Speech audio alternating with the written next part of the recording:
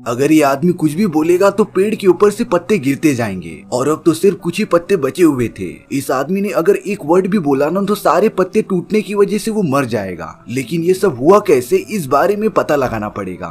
कहानी की शुरुआत में हमें जैक नाम का एक बिजनेसमैन दिखाया जाता है जिसका एक खुद का पब्लिकेशन हाउस था और वो अलग अलग टाइप की बुक्स निकाल कर पब्लिश करता था। साथ ही साथ जैक की कम्युनिकेशन स्किल्स बहुत ही अच्छी थी। वो जिससे भी बातें करता था ना वो उसकी बात मानने के लिए रेडी हो जाता था और इसी तरीके का यूज करके जैक ने बहुत ही बड़े बड़े इन्वेस्टर्स को अपने पब्लिकेशन में शामिल किया था। जैक तो कुछ ही सालों में काफी अमीर बन जाता है। जैक अपनी ब्यूटीफुल वाइफ कैरोलिन के साथ रहा करता था। उनका तो 1 साल का बच्चा भी होता है। लेकिन जैक अपने काम में इतना बिजी रहता था ना कि वो अपने वाइफ और बेटे को टाइम ही नहीं दे पाता था। लेकिन ये सारी चीजें कैसे जैक के लिए हानिकारक हो सकती हैं, ये हमें आगे चल के पता चलेगा। अब अगले दिन जैक को अपने एक असिस्टेंट बैन से ये पता चलता है कि शहर में एक बहुत ही बड़े स्पिरिचुअल गुरु सिंजा आ गए हैं और अब जैक उनकी इंफॉर्मेशन लेकर एक बुक पब्लिश करना चाहता था। इसीलिए अब वो अपनी पूरी टीम के साथ इस बारे में मीटिंग करने के लिए बैठ जाता है। जैक के बाकी टीम मेंबर्स ये बोल रहे थे कि उन्हें ये जरूरत ही क्यों है, लेकिन फिर जैक इन सभी चीजों के पीछे का इंटेंशन बताता है। दरअसल स्पिरिचुअल गुरु सिंजा बहुत ही ज्यादा फेमस थे,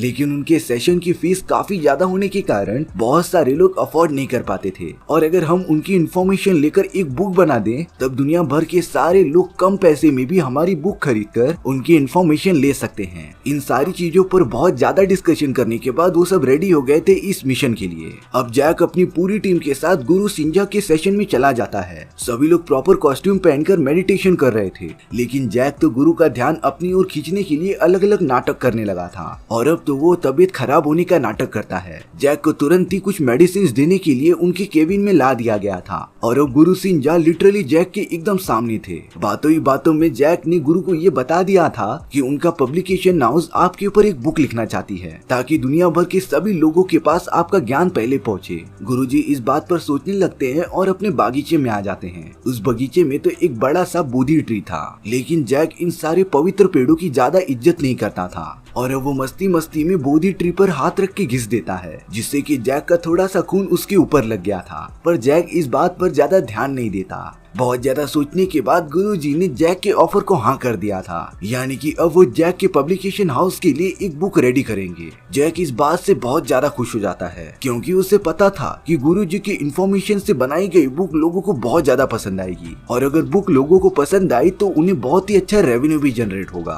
और अब जैक गुरुजी के साथ ये बुक बनाने के लिए अपने बाकी मीटिंग्स को कैंसिल कर देता है। सबसे पहले जैक इस बात की खुशखबरी देने के लिए अपने माँ के पास चले गया था, जो कि एक ओल्ड एज होम में रहती थी। जैसा कि पता है कि जैक अपनी जॉब की वजह से फैमिली वालों को ज्यादा टाइम नहीं दे पाता, इसीलिए उसने अपनी मॉम को एक ओल्ड एज होम में डाल दिया था। पर तभी भी जैक अपनी मॉम से बहुत ज्यादा प्यार करता है। बस जैक को अपने फादर से बहुत ही ज्यादा नफरत थी क्योंकि जब जैक छोटा था तब उसके फादर उन लोगों को छोड़कर हमेशा के लिए चले गए थे और तब से जैक को अपने फादर से नफरत सी हो गई थी। अब जैक अपनी मॉम के साथ सारी बातें करके अपने घर पर आ गया था, लेकिन जैक की वाइफ कैरोलिन बहुत ही ज्यादा गुस्से में होती है क्योंकि वो बहुत टाइम से जैक के साथ ये रिक्वेस्ट कर रही थी कि वो सब किसी पब्लिक अपार्टमेंट में जाकर रहें ताकि उनके बच्चे को वो इन्वायरमेंट मिल सके जिससे उसकी परवरिश अच्छी हो। लेकिन जैक तो इन सारी चीजों के बारे में जरा भी सोचना ही नहीं चाहता था। पर तभी जैक का घर अचानक से हिलने लगता है। वहाँ पर तो एकदम भूकंप जैसा ही आ गया था और अब जैक के गार्डन में वही बोधि ट्री जमीन में से निकल जाता है जो उसने गुरुजी के आश्रम में देखा था। उस पेड़ पर तो जैक का खून भी लगा हुआ था। जैक तो एक टाइम के लिए थोड़ा सा डर गया था,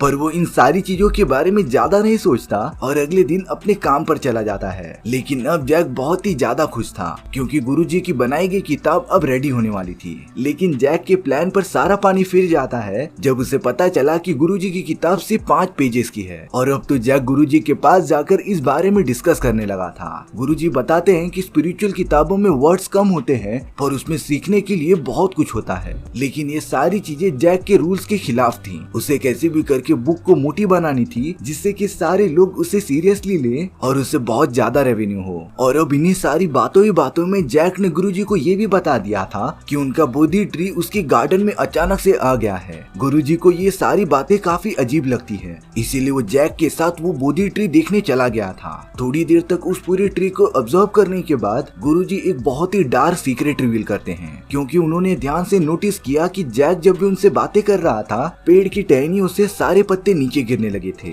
यानी कि ये पेड़ जैक की लाइफ से अब कनेक्टेड हो गया है और जैक जितने भी वर्ड्स बोलेगा उसमें से उतने पत्ते नीचे गिरते जाएंगे और अगर पेड़ में से सारे पत्ते नीचे गिर गए तब ऑटोमेटिकली जैक की भी जान चली जाएगी। जैक तो इन सारी स्पिरिचुअल बातों पर ध्यान ही नहीं देता, इसीलिए गुरुजी जैक को एक कुल्हाड़ी देते हैं जिससे कि वो उस पेड़ पर हमला कर सके। जैक ने जैसे ही पेड़ पर हमला किया तभी वो अचानक से दूर जाकर गिर जाता है। यानी कि पेड़ को जरा सी भी चोट लगी उसका सेम टू सेम दर्द जैक को भी महसूस होगा। जैक अब गुरुजी से इन सारी चीजों का सॉल्यूशन मांगता है, पर अब गुरुजी कह रहे थे कि वो अपने टूर पर जा रहे हैं और इसका सॉल्यूशन वो आने के बाद ही बता सकते हैं। सच में इसके बाद जैक इतना डर गया था ना कि वो अपने सपने में भी उन्हीं पेड़ के पत्तों को देख रहा था और अब सुबह उठने के बाद जैक एक वर्ड भी नहीं बोलता।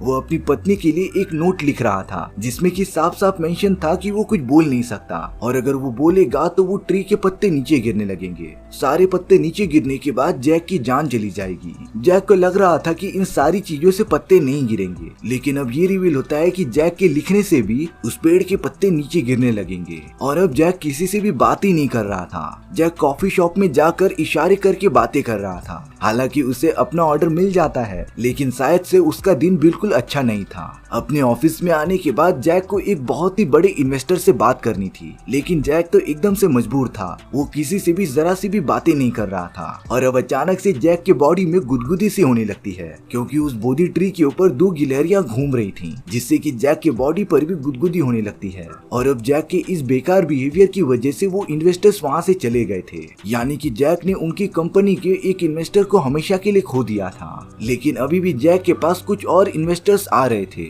इसीलिए अब वो अपने असिस्टेंट बैन को लेकर उनके साथ बात करने चला गया था। जैक तो शांति से उनकी बातें सुनता रहता है, पर अब जैक की पूरी बॉडी से पानी निकलने लगा था क्योंकि जैक के घर पर माली बोधी ट्री को पानी देता रहता है, जिसकी वजह से ऑब्वियसली जैक भी एकदम से भीग गया था। ऊपर से बैन उन इन्वेस्टर से अच्छे से बात ही नहीं कर पा रहा था और अब वो इन्वेस्टर्स भी बिना उनके साथ डील किए वहाँ से चले जाते हैं। जैक को कुछ दिनों में बिजनेस में बहुत ज्यादा लॉस हुआ था और अब तो उसे बोलने से भी डर लग रहा होता है। जैक की वाइफ कैरोलिन भी उससे बहुत ज्यादा झगड़ा कर रही थी, पर जैक उसे समझाता भी कैसे, वो तो एकदम शांति से उसके सामने खड़ा रहता है। और अब धीरे धीरे उन दोनों के रिलेशनशिप्स और भी ज्यादा बिगड़ने लगे थे। अब यहाँ फिर से जैक के पास बहुत बड़े इन्वेस्टर्स आते हैं। शायद से ये जैक का लास्ट चांस था अपने इन्वेस्टर्स को रीगेन करने का, लेकिन अब जैक की मेंटल कंडीशन थोड़ी सी बिगड़ने लगी थी। हालांकि वो पूरी तरीके से बोल सकता था, लेकिन एक पेड़ की वजह से उसे हमेशा चुप रहना पड़ता था। लेकिन जैक कैसे भी करके उन इन्वेस्टर्स का ध्यान अपनी तरफ आकर्षित करता ही रहता है। पर अब जैक के घर के वर्कर्स ने बोधी ट्री पर पेस्टिसाइड्स डालना स्टार्ट कर दिया था, जिससे कि अब जैक की हालत एकदम से खराब होने लगती है और वो तो कुछ अजीब तरीके की हरकत भी करने लगा था। लेकिन उन इन्वेस्टर्स को जैक का ये बिहेवियर बिल्कुल अच्छा नहीं लगता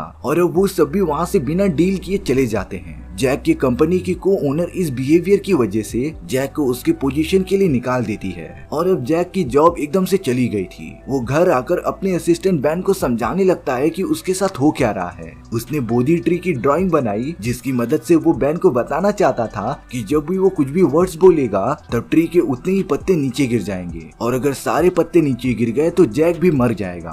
पर बैन तो इन बातों को समझ ही नहीं रहा था, इसीलिए अब जैक को बोलना पड़ता है कि उसके साथ हो क्या रहा है, जिसकी वजह से पेड़ के बहुत सारे पत्ते नीचे गिर गए थे। और अब बैन जैक को डिफरेंट एडवाइस देता है जिससे कि वो इस श्राप को तोड़ सके।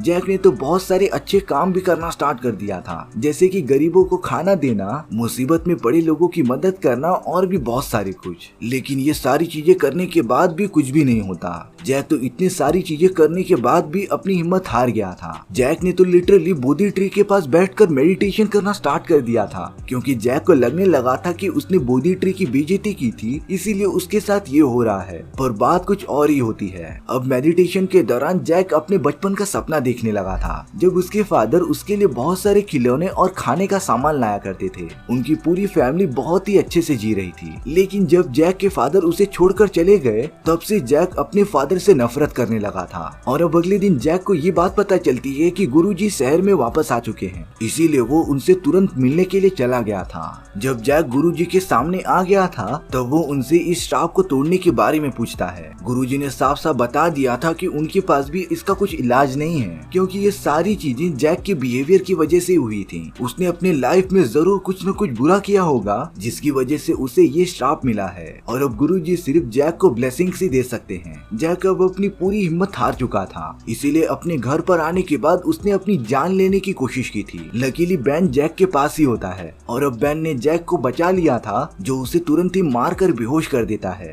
और अब बेन ने तो जैक के मुंह पर टेप लगा दिया था जिससे कि वो कुछ भी बोल न सके। और अब अगले दिन सोकर उठने के बाद जैक उसी पेड़ के पास पहुंच जाता है जिसमें से आधे से ज्यादा पत्ते झड़ चुके थे। उसके ऊपर सिर्फ एक ही डाली थी जिसके ऊपर पत्ते मौजूद थे, यानी कि जैक के पास बहुत ही कम टाइम बचा था जीने के लिए। इसीलिए अब वो अपनी वाइफ के पास चला जाता है और जैक कह रहा था कि वो उन दोनों से बहुत ज्यादा प्यार करता है। जैक ने तो एक राइटर को $10,000 देकर मदद की थी, क्योंकि ये राइटर अपना आइडिया लेकर कई महीनों से जैक के ऑफिस में आ रहा था, लेकिन जैक ने इसका आइडिया देखे बिना ही इसे रिजेक्ट कर दिया था। और अब जैक एक बीच पर आ जाता है जहाँ पर वो सभी लोगों को एकदम खुश देख रहा था। सच में जैक को अपनी लाइफ का असली मकसद वहाँ पर जाकर पता चला। उस जगह पर तो कुछ बूढ़े कपल्स भी थे जो एक दूसरे से आज तक प्यार करते थे। और अब ये सारी चीजें देखने के बाद जैक अपनी माँ के पास चला गया था, जो उनसे सारी चीजों के लिए माफी मांगता है, क्योंकि जैक के फादर के जाने के बाद उसने तो अपनी माँ से भी बात करना बंद कर दिया था।